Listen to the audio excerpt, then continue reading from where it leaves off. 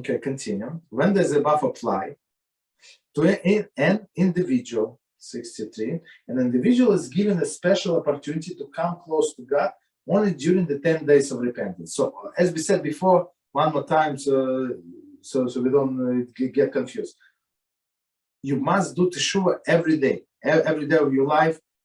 Before going to sleep, you must do teshuvah. Or, I mean, if you remember, like, if you did something like do teshuvah right then, right? But is it going to get acceptable? That's a different story, right? But in these 10 days, for sure. However, with regard to the community, right? Community, whenever they repent and cry out wholeheartedly, they are answered immediately. So regarding community, 64, commentary, a community is considered a new entity and not merely a group of individuals. Okay. Not merely the group of individuals. Accordingly, they possess additional merit. So it's new entity, no longer in individuals, separate individuals, which makes sense, right? And not a new entity.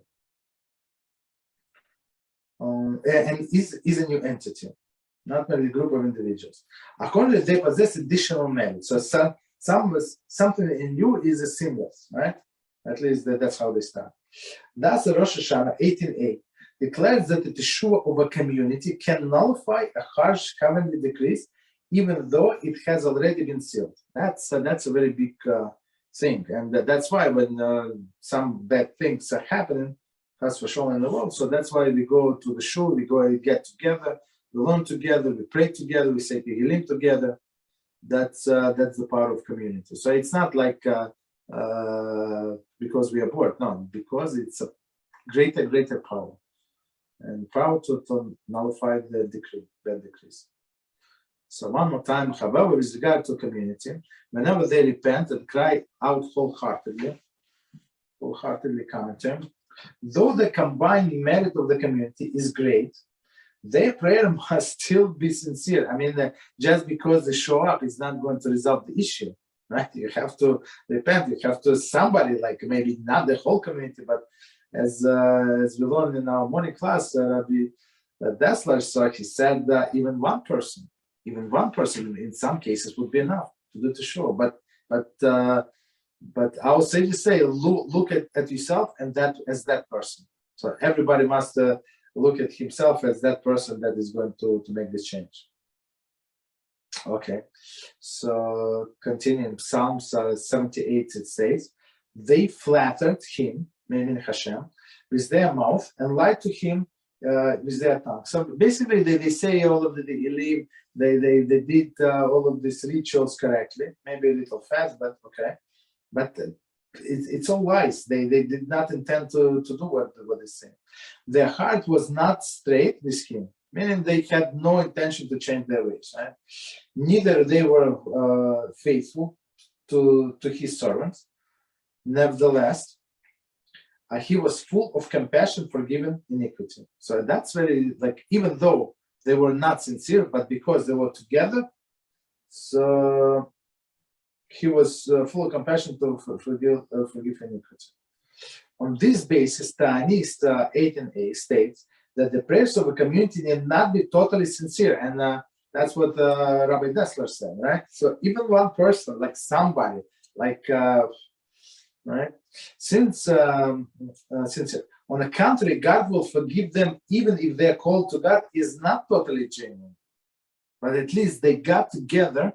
And they acknowledge that's my addition, that salvation should come from HaShem, not from not from the government, not from any other side.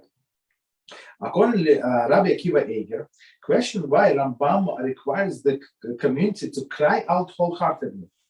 That's a good question. So Rabbi Akiva Eger said, okay. Gemara said, okay, even if they're not wholeheartedly, HaShem is going to accept. Why just take it easy, right? Wholeheartedly.